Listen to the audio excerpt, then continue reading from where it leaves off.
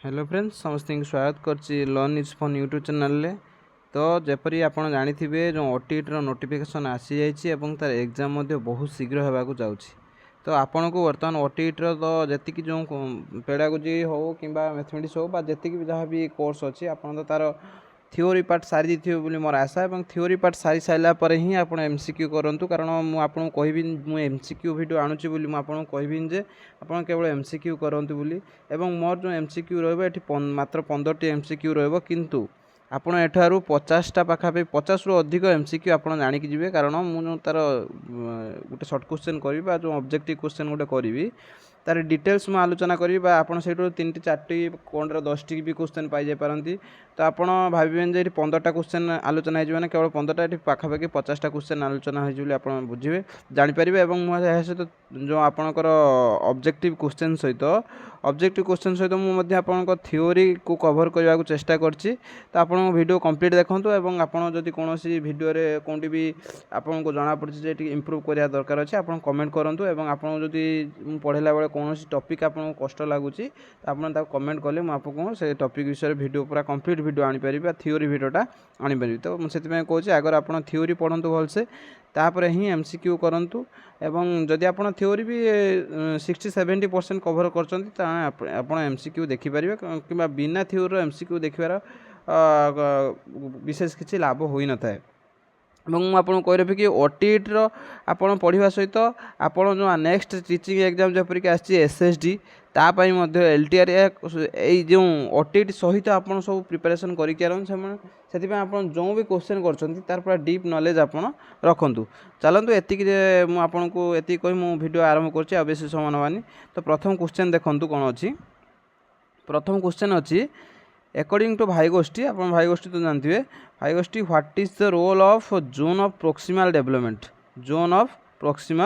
Development आप जानते भाईगोष्ठी जो कर थियोरी देइचंती। तो थियोरी आपनकर से 3टा जिनस कर गोटे zone of actual development zone of proximal development आ गोटे स्कैफोल्डिंग आप तो डिटेल्स या परे मु कहबी। तो प्रथम जानी आंसरटा कौन हम। तो ये आंसर देखिए कौटा को आप रोल ऑफ आपणकर जेडपीडी बा जोन ऑफ प्रोक्सिमल डेवलपमेंट कौटा डिफरेंट स्टूडेंट्स करेन्ट नॉलेज हेनी करेन्ट नॉलेज भी से भूल होगा। It indicates what students can accomplish independently भूल होगा। यहाँ आपंकर जोटा कि निजे शिखब यहाँ जेड पीडी नुहे एटा जोन ऑफ एक्चुअल डेवलपमेंट तार जीवो। It identify the difference between. तो यहाँ हम यार आंसर कारण डिफरेंस बिटवीन मुझे आपको कहबी कहीं difference between what the student can do alone आउ कौन आसीस्टाट एलोन ले से जहाँ कर जनक स्कैफोल्डिंग बा आसीस्टाट बा हेल्प रे जोटा कर तार डिफरेंसटा है Z P D zone of proximal development. एटा तो कौन अच्छी एटा तो आंसर भूल हम ये measure the amount of time एटा तो नुहे। तो चलते आम जानवा जोन ऑफ एक्चुअल डेवलपमेंट कौटा प्रोक्सिमल डेवलपमेंट कौटा ये जानवा। ये जब आप देखिए यहाँ देखु ये जो गोटे देखा आपणकर सबुज कलर जो सबुज ग्रीन कलर जोटा देखा ये जोटा को मुझे रेड कलर कर बर्तमान गार मारुची। तो यहाँ है जोन ऑफ एक्चुअल डेवलपमेंट माने चाइल्ड जोटा निजे निजे निजे कर जोन ऑफ एक्चुअल डेवलपमेंट। एवं मु बर्तमान आउ गोटे कलर यूज करछि आपने देखिए बर्तमान मैं आउ गोटे कलर देखूँ पूरा जो करुच्ची पूरा ब्लू कलर करुच्ची एटा है जो एटा किसी जोन नुहे एटा है जदि आपको किसी एति जो रेड कलर कली सेटा है चिल्ड्रेन निजे जी शिखिपर लर्नर निजे जी शिखिपर एवं जोटा ब्लू कलर कली सेटा जनक हेल्प रे शिखिपर जोटा ब्लू कलर पूरा गोलेटा आप केवल जो येलो कलर है नुहे मु जोटा पूरा जोटा को गार टाणी देखो गार टाणुची बर्तमान सेटा जो आपणकर जोटा निजे छड़ा आपणकर जनक हेल्प रे शिखिपर सेटा ये जोटा मुझे गार टाणी देखो बर्तमान ये दी जन डिफरेंसटा देखो डिफरेंस है यहाँ जोन ऑफ एक्चुअल डेवलपमेंट तो जानले आपणकर यहाँ जोन ऑफ प्रोक्सिमल डेवलपमेंट नुहे बर्तमान ये जो पूरा बड़टा है कौन पूरा बड़टा है जनक हेल्प रे शिखिपर। तो एक दी जन डिफरेंसटा रहीगला यहाँ बर्तमान ये जो गोलेटा ये जो येलो कलर देखा सहीटा है जोन ऑफ प्रोक्सिमल डेवलपमेंट। तामाने जोटा चिल्ड्रेन निजे शिखिपारे अन्यर सहायतार शिखिपार जी जिनस धर एक्स शिखिला अन्यर सहायतार ता देहर से निजे एक्चुअली जी शिखी थीबो ताकू जो माइनस करदे से कहब जोन ऑफ प्रोक्सिमल डेवलपमेंट। तो यहाँ कॉन्सेप्ट आप जानता यहाँ बहुत आड़े पचार था जोटा हेल्प दि जाए से जो हेल्पटा टेम्परारी हेल्प थाए परमानेंट हेल्प न था टेम्परारी हेल्प थाए एवं सेटा को स्काफोल्डिंग बोली कहुए। तो भाइगोस्टिंगर यहाँ गोटे बहुत भल थ्योरी एवं यहाँ बहुत मध्य यूज करा जाए टीचिंग क्षेत्र में। नेक्स्ट अच्छी देखंतु which educational theorist known as advocating the concept of multiple intelligence। multiple intelligence ले हावर्ड गार्डनर एटा बहुत आपणकर चर्चित जड़े आपणकर साइकोलोजी क्षेत्र में बहुत जन चर्चित साइकोलोजिस्ट तो आपन ताकू जानी थे हावर्ड गार्डनर को जी कि मल्टीपल इंटेलिजेंस देते। तो आपड़ जदि सिटी बही देखिए 7टी मल्टीपल इंटेलिजेंस अच्छी सिटी बही में 7टी मल्टीपल इंटेलिजेंस अच्छी कौटी कौटी 8टी मल्टीपल इंटेलिजेंस देती कि मुझे 9टी इंटेलिजेंस कही। यार कारण है बर्तमान जो हावर्ड गार्डनर सी बंची तो सी प्रथम तो 7टी देते तापर ओरिजिनल थ्योरी 7टी अच्छी तापर सी जेहेतु बंची तो सी आउ 8टी बर्तमान तापर देले बर्तमान 9टी मल्टीपल इंटेलिजेंस अच्छी। कहवा कथा गोटे लर्नर केवल गोटे प्रकार इंटेलिजेंस न थाए अनेक प्रकार थाए से 9 प्रकार बर्तमान सुधा कहते 9 प्रकार इंटेलिजेंस थाए। आप देखिए गोटे से गुड़े गोटे लॉजिकल नेचुरलिस्टिक स्पाचियल आ गोटे musical kinesthetic linguistic existential interpersonal intrapersonal.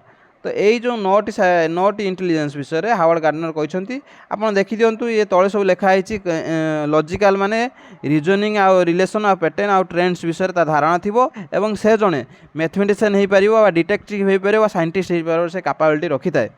सेहीपरि आप सबुड़ा देखिए मुझे जब यहाँ कहि सबुड़ा आप बहुत लंबा हो वीडियोटा ये देखो जार स्पाचियल जार नॉलेज थी जार स्पाचियल इंटेलिजेंस थी से विजुअल 3D बा इमेज मैनिपुलेशन भल कर माने गोटे 3D जिनस को देखिबार ता तरीका अलग सी जड़े भल कौन हो पार ना आर्टिस्ट हो पार पेंटर हो पार पायलट हो पार सेलर हो पार बा स्काल्पचर हो पार। तो एतिक क्वेश्चन जी नेक्स्ट क्वेश्चन को जीवा आंसर हम हावर्ड गार्डनर जोटा कि मुझे कहले हावर्ड गार्डनर हम यार आंसर। तापर देछि in the context of Bloom taxonomy which category involves applying learned information in new and concrete situation. जेहेतु अप्लाइंग देछि आपण एटी आखि बुझी कौन मारिए अप्लाइंग तो अप्लाइंग ही यार ठीक आंसर माने गोटे न्यू सिचुएशन लो निज नॉलेज टाको अप्लाई करिया को सेटा अप्लाइंग बोली जो ब्लूम टैक्सोनॉमी तो आपण जानि थिबे।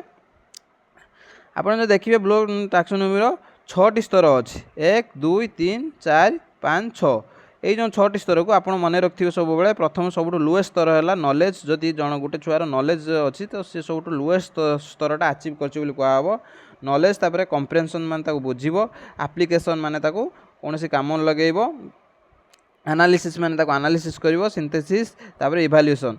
तो यही 6टी स्तर अच्छी यहीटा सी देइथिले 1956 मसीह 1956 मसीह देइथिले किंतु जेहेतु एगुड़ाक बर्तमान नाउन फेज यूज होइछि तो गोटे पिला से गुड़ा एचिव करछि ना जानी हो नथला सेतिबे को भार फेज रे यूज करिकि आपनकर 2001 मसीह को रिवाइज कराइथिला एवं रिवाइज जो कराइथिला एठी मध्य उल्टू पाल्ट कराइथिला एटा सिंथेसिस एटा को ऊपर को नियाइथिला एवं इवैल्यूएशन टा को तळ को अना जाइथिला ए दिरा उल्टू पाल्ट हेतिला। तो या दिरा डिफरेंस आपन एटा रिवाइज्ड एटा तार ओरिजिनल जे भी ब्लूम देथिले आपन जानथिबे ब्लूम को। तो 6टी देथिले आपन को एगुडा देखंतु भार फॉर्म होइछि रिमेम्बरिंग अंडरस्टैंडिंग आपन जोंडा आंसर हला अप्लाइंग। तो अप्लाइंग माने कोन से गोटे न्यू सिचुएशन लो गोटे आपन नॉलेज को अप्लाई करबा। चलंतु जीवा नेक्स्ट क्वेश्चन को देछि what is primary focus of differentiate instruction. आप जो पेडागोजी पढ़ी आप गोटे कॉन्सेप्ट जानते डिफरेंशिएटेड इंस्ट्रक्शन। डिफरेंशिएटेड इंस्ट्रक्शन माने धरा जाओ 10टा पिला अछंती तो 10टा पिला को तांकर नीड अनुसार तांको इंस्ट्रक्शन गुड़ाक अलग अलग करिक दबा डिफरेंशिएट माने अलग अलग इंस्ट्रक्शन दबा। ତାଙ୍କର ନିଡ୍ ଅନୁସାରେ। ତ ସେଇଟା ଯେଉଁଠି ଥିବ ସେଇଟା ତାର ହେବ answer. Customizing curriculum and teaching strategy to meet needs of the diverse learner, ଏଇଟା ହିଁ ତାର ହେବ ଆନ୍ସର୍। ଇମ୍ପ୍ଲିମେଣ୍ଟିଂ ଷ୍ଟାଣ୍ଡାର୍ଡ଼ ଆସେସମେଣ୍ଟ ହେବନି। Providing identical learning experience for every student, identical କହିଦେଲା, ଏଠି ଯେହେତୁ ଡିଫରେନ୍ସ ଯାଇଛି ଆଇଡେଣ୍ଟିକାଲ୍ ହେବନି। Focusing exclusive on gifted student, ନା ଏଟା ଭୁଲ ହେଇଯିବ। ଗିଫ୍ଟେଡ୍ ଷ୍ଟୁଡେଣ୍ଟ ବା ଟ୍ୟାଲେଣ୍ଟେଡ୍ ଷ୍ଟୁଡେଣ୍ଟ ପାଇଁ ନୁହେଁ, ଏଟା ସମସ୍ତଙ୍କ ପାଇଁ ହେଇଥାଏ ଏବଂ ଯେଉଁମାନେ ସ୍ପେଶାଲ୍ ନିଡ୍ ଯାହାର ଯେଉଁ ପ୍ରକାର ଥାଏ ସେଇଭଳିଆ ତାକୁ ଦିଆଯାଏ, ସମସ୍ତଙ୍କ ପାଇଁ ଅଲଗା ଅଲଗା ଦିଆଯାଏ, ସେଇଥିପାଇଁ ତାକୁ ଡିଫରେନ୍ସିଏଟ୍ ଇନଷ୍ଟ୍ରକ୍ସନ୍ ବୋଲି କୁହାଯାଏ। ଏବଂ ଏଇଟା ଗୋଟେ ଭଲ ଲର୍ଣ୍ଣିଂ ଷ୍ଟ୍ରାଟେଜି ଯେଉଁଟାକି ପିଲାମାନଙ୍କର ଯଦି କୌଣସି କ୍ଷେତ୍ରରେ ଦୁର୍ବଳ ରହୁଛି ଏଇ ଲର୍ଣ୍ଣିଂ ଷ୍ଟ୍ରାଟେଜିଟା ୟୁଜ୍ କରାଯାଏ। ଚାଲନ୍ତୁ ଯିବା next କ୍ୱେଶ୍ଚନକୁ। Which strategy is effective for promoting meta cognition in student? गोटे cognition अच्छे गोटे meta cognition अच्छी, चलो ता डिफरेन्सटा अगर जानवा। तो ये जदि आप देखिए ये देखो कग्निशन माने thinking skill such as cognition माने आप जानते आप पियाजे जो देते आपणकर कग्निटिव थ्योरी ता माने आपणकर जोटा आपणकर रिमेम्बरिंग स्किल हो बा रिकॉल स्किल हो एगुड़ा को आपन को मापिया आपणकर कग्निशन बोली कहुए। थिंकिंग स्किल हो such as skill develop store माने रिमेम्बर करवा रिकॉल करवा थिंकिंग करवा एटा सब कग्निशन सहित आपणकर जड़ित। किंतु मेटा कग्निशन माने the ability of control their own cognition माने निज कग्निशन को माने निज कग्निशन विषय रे आपण कंट्रोल करेंगे निज कग्निशन विषय थिंक करेंगे सहीटा कह मेटा कग्निशन एवं ताकू रिफ्लेक्ट करेंगे धरा जाऊ आप गोटे आपंकर जो जहाँ भी थिंकिंग रही ताऊपर थिंकिंग टाक मेटा कग्निशन कहब। Which cognitive skill use succeed in given task, तो रिफ्लेक्ट करवा बा ability to cognition control your own cognition मान निज कग्निशन को कंट्रोल करवा बा रिफ्लेक्ट करवा बा निज कग्निशन विषय पुणी आउ थे चिंता करवा सेटा कहब मेटा कग्निशन। से देछि which teaching strategy is effective for promoting meta cognition, तो यार आंसर हम सॉक्रेटिक क्वेश्चनिंग। तो ये जो स्ट्रैटेजीटा सॉक्रेटिक काढ़िले बोली ताको सॉक्रेटिक क्वेश्चनिंग बोली कह जाए। तार जो सॉक्रेटिक क्वेश्चनिंग अच्छी तार विभिन्न आपन जदि देखिए कैरेक्टरिस्टिक्स गुड़िक एगुड़ा ता characteristics to uncover the assumption to open the issue and problems to explore complex idea to get the truth to analyse a concept, तो एगुड़ा सब है तार कैरेक्टरिस्टिक्स। तो आपन यार आंसर हम आप जानिले सॉक्रेटिक क्वेश्चन यार आंसर हम। तो मेटा कग्निशन माने आप मन रखिए मेटा कग्निशन माने ओन थिंकिंग को कंट्रोल करवा ता विषय चिंता करवा ता विषय मान निज थिंकिंग विषय रिफ्लेक्ट करवा सेटा कहे आप meta cognition ability. The characteristics of a student center learning environment, student center learning एटा बहुत क्वेश्चन आसे ये विषय रे एवं यहाँ आपन करि परिबे मध्य माने आपन जदि पेडागोजी टिके बुझिबे आराम से करि परिबे। तो ये स्टूडेंट सेंटर लर्निंग एनवायरनमेंट किपरि होबा दरकार। टीचर्स डायरेक्टेड भूल गला, टीचर डायरेक्टेड केबे होबनी, पैसिव केबे होबनी थ्रू लेक्चर्स एटा होबनी। Students autonomy and active participation एटा ही होबो, एम्फासिस ऑन रूट मेमोराइजेशन होबनी। ए जो आपण ऑटोनॉमी देखिकी एटा को आपण ऑटोनॉमी देखिकी एटा को आंसर भूल मार देबनी, कारण ऑटोनॉमी नुहे माने जे जहा चाहिबो सेया करियो। ऑटोनॉमी माने सी तार माने एबिलिटी अनुसार बा ताहार जहाँ भी मेंटल एबिलिटी रही लर्निंग तार स्टाइल जहाँ भी रही से अनुसार से शिखिबो। ता माने नुहे जहाँ करिवो एठी बुलिवो सेठी बुलिवो जाके बाहर बुलिवो ना, से जो तार निज स्तर अनुसार टीचर जो परिस्थिति जुगे देबे बा एनवायरनमेंट जुगे देबे सही अनुसार से शिखिबो, तार ऑटोनॉमी रहिबो ना कि टीचर जोटा माने टीचर ही ता मुंडर सब पुरेबे ना, से ऑटोनॉमी माध्यम शिखिबो एवं एक्टिव पार्टिसिपेशन माध्यम शिखिबो, सेटा स्टूडेंट सेंटर्ड लर्निंग। नेक्स्ट अच्छी which educational approach Mphasis on the importance of social interaction and collaboration, तो यार आंसर हम कंस्ट्रक्टिविज्म। सोशल इंटरेक्शन आउ कोलाब्रेशन आम कंस्ट्रक्टिविज्म माने आप जानते जे बड़े निज नॉलेज को निजे कंस्ट्रक्ट करवा, सेटा कंस्ट्रक्टिविज्म मेन धारणा है निज नॉलेज को निज कंस्ट्रक्ट करवा। आपन जो प्रायर नॉलेज रोची बा प्रीवियस नॉलेज रोची से प्रीवियस नॉलेज रो न्यू नॉलेज को कंस्ट्रक्ट करने को आप कंस्ट्रक्टिविज्म थ्योरी आपणकर जोटा कि लक्ष्य। तो आपन जो देखिए ये जो आपन रोची बिहेवियरिज्म कॉग्निटिविज्म ह्यूमनिज्म ता विषय जानिबा चलतु। तो आपन जो देखिए आपणकर 7 स्कूल ऑफ साइकोलॉजी अच्छी, जदि आप डिटेल्स वीडियो चाहते आप कमेंट सेक्शन में कहले मुझे नहीं आसबि। तो ये जो 7 स्कूल ऑफ साइकोलॉजी 3, 4, 5, 6, 7 ଆପଣ ଦେଖନ୍ତୁ ଗୋଟେ ସାଇକୋ ଆନାଲିସିସ୍, ଗୋଟେ ଫଙ୍କସନାଲିଜିମ୍, ଗୋଟେ ଗ୍ୟାଷ୍ଟ୍ରୋ ସାଇକୋଲୋଜି, ଆଉ ଗୋଟେ ଷ୍ଟ୍ରକ୍ଚରାଲିଜିମ୍, ଆଉ ଗୋଟେ ହେଲା କଗ୍ନିଟିଜିମ୍, ଆଉ ଗୋଟେ ହ୍ୟୁମାନିଜିମ୍, ଆଉ ଗୋଟେ ବିହେଭିଅରିଜିମ୍। ଏଙ୍କ ଫାଦର ଗୁଡ଼ିକ ସବୁ ଆପଣ ଟିକେ ମନେ ରଖିଥିବେ। ଫାଦର ଗୁଡ଼ିକ ବେଳେବେଳେ ପଚାରି ଦିଏ। ସାଇକୋ ଆନାଲିସିସ୍ର ଫାଦର ହେଲା ସିଗମଣ୍ଡ ଫ୍ରଏଡ୍। ଫଙ୍କସନାଲିଜିମ୍ର ହେଲା ୱିଲିୟମ୍ ଜେମ୍ସ। ଗ୍ୟାଷ୍ଟ୍ରୋ ସାଇକୋଲୋଜିର ଫାଦର ହେଲେ ୱାଧାଇମର। 3 ଜଣ ଅଛନ୍ତି, ୱାଧାଇମର, ଆଉ ଜଣେ କୁହଲର, ଆଉ ଜଣେ ହେଲେ କୁପକା। ଏଇ 3 ଜଣ ସାଇକୋଲୋଜି ଗ୍ୟାଷ୍ଟ୍ରୋ ସାଇକୋଲୋଜିର ଯେ ଫାଦର ବୋଲି ଯାହାକୁ ମାନାଯାଏ। ଆଉ ଷ୍ଟ୍ରକ୍ଚରାଲିଜିମ୍ର ଫାଦର ହେଲେ ୱିଲିୟମ୍ ଉଣ୍ଟ, WUNDT, ୱିଲିୟମ୍ ଉଣ୍ଟ। ଇଏ ହେଲେ ଷ୍ଟ୍ରକ୍ଚରାଲିଜିମ୍ର ଫାଦର। କଗ୍ନିଟିଜିମ୍ର ଫାଦର ଆପଣ ପିଆଜ ମାରିବେନି, ଏଟା ହେବ ନେଇଜର। ये फादर हेले नेचर कग्निटिज्म। ह्यूमानिज्म आप फादर जानिथिबे जे कि हेले मास्लो एवं रोगर्स। 2 जन अछंती, मास्लो एवं रोगर्स। आ बिहेवियरिज्म हेले जेबी वाटसन। तो या फादर गुड़ी मन रखिए जोटा बेले बेले परीक्षार पचारि थाए। केतेटा आपणकर स्कूल ऑफ साइकोलॉजी अच्छी? 7 स्कूल ऑफ साइकोलॉजी। एक स्कूल कहबार माने आपन जदि गोटे स्कूल धरती तो एठी जो आपणकर पढ़ा हम तार तरीकाटा अलग, माने तांकर साइकोलॉजी तरीका अलग, आपण साइको एनालिसिस अलग, से आपणकर फंक्शनलिज्म अलग, गैस्ट्रो साइकोलॉजी अलग, स्ट्रक्चरलिज्म अलग। कौन अलग देखो ये मुझे ये सब कवर करनी 5टी कर 5टी स्कूल ऑफ साइकोलॉजी।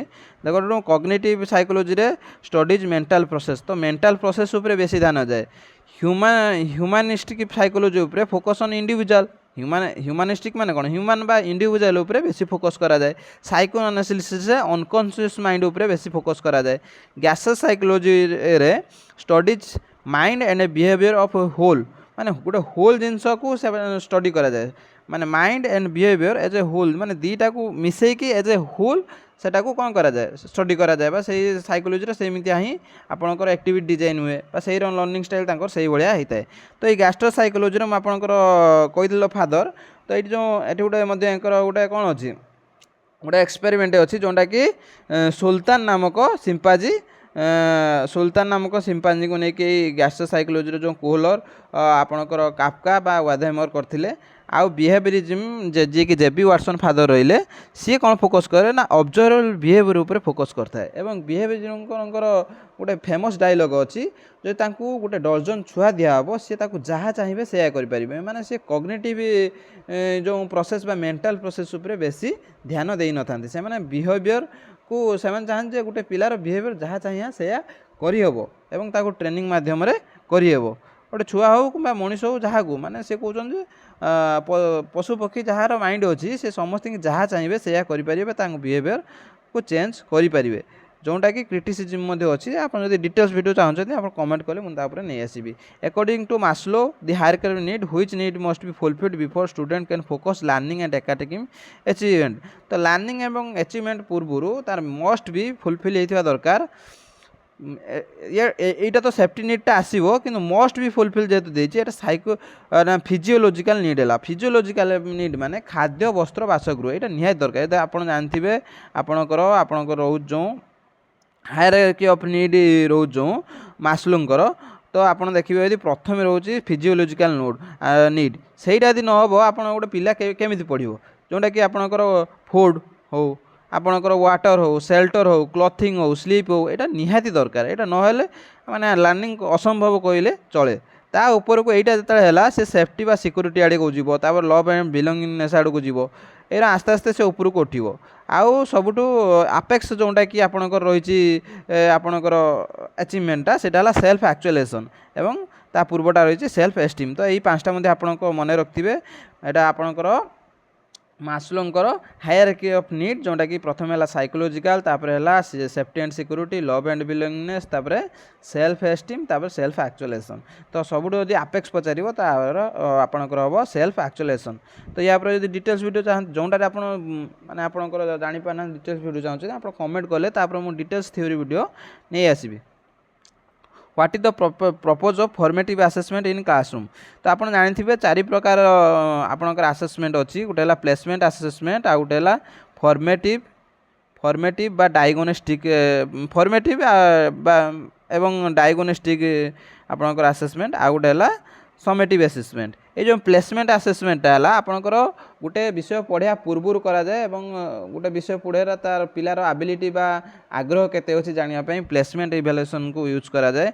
फॉर्मेटिव एवं डायग्नोस्टिक टीचिंग समय पढ़ला समय लर्निंग समय यूज कराई था एवं समेटिवटा लर्निंग पर यूज कराई था। ये देखिए फॉर्मेटिवटा सब मन रखु टीचर हो टीचर जो करती से निज मेथड रे परिवर्तन आने निजर टीचिंग स्टाइल रे परिवर्तन आने किमी टीचिंग स्टाइलटा इंटरेस्टिंग हो पार जो कौन आ परिवर्तन हेल्ले पिला माने शिखिपारे से फॉर्मेटिव इवैल्यूएशन जीव।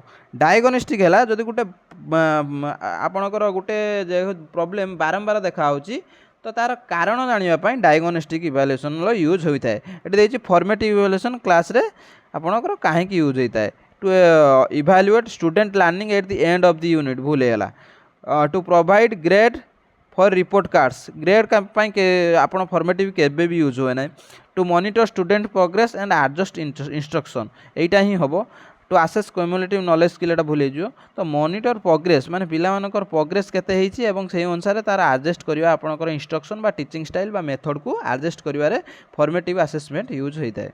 आ नेक्स्ट जीवा जदी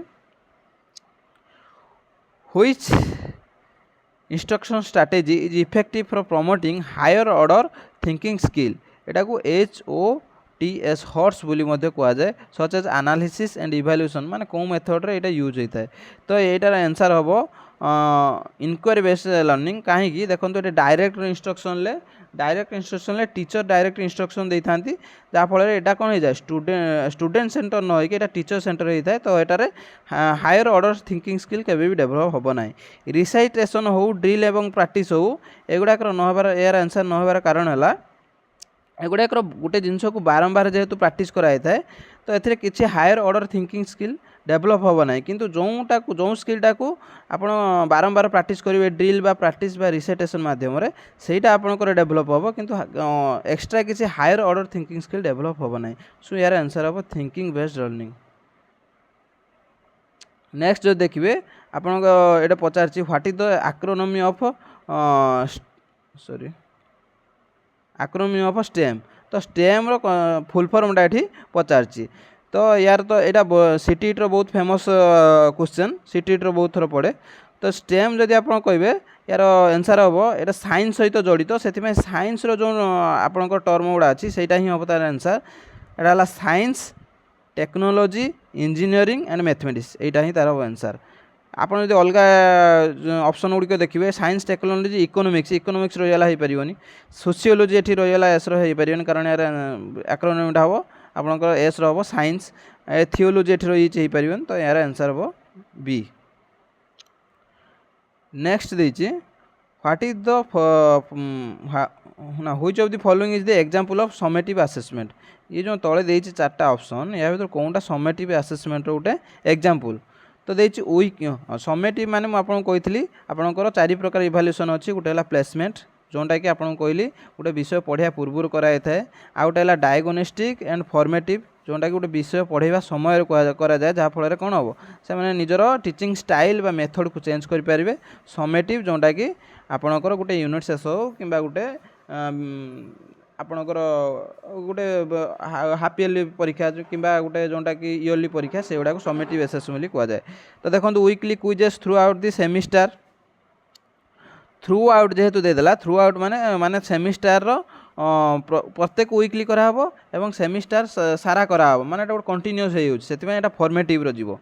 group project presentation eight the end of the unit यहाँ हो पारे। चलो नेक्स्ट जीवा peer evaluation during collaborative activity जेहेतु पीयर इवैल्यूएशन देछि तो यहाँ सेल्फ इवैल्यूएशन पड़ेबो एटा गोटे भल मेथड जोटा कि पिला माने निजर निजको निजे असेसमेंट करथांती तो यहाँ फॉर्मेटिव रो जीवो। Diagnostic test administered at the beginning of the course diagnostic test माने कौन तो गोटे बिगिनिंग ऑफ द टेस्ट पिला माने कहीं ए विषय भल से पढ़ी पारना डायग्नोस्टिक बा तार कारण जानापी जेहेतु कराऊँ तो यहाँ आंसर हेनी एटा डायग्नोस्टिक पड़ेबो। तो यार आंसर हम group project presentation eight the end of the unit गोटे एंड यूनिट रे कौन कराब ना ग्रुप प्रोजेक्ट प्रेजेंटेशन कराब जोटारू कि आम इभाल्युएसन करवा आसेसमेंट करवा से प्रेजेंटेशन जो पिला माने करथिबे सेतिकाळे ही आसेसमेंट कराब एवं एटा गोटे एंड ऑफ द यूनिट जेहेतु कराउछि एटा समेटिव असेसमेंट रे जीवो।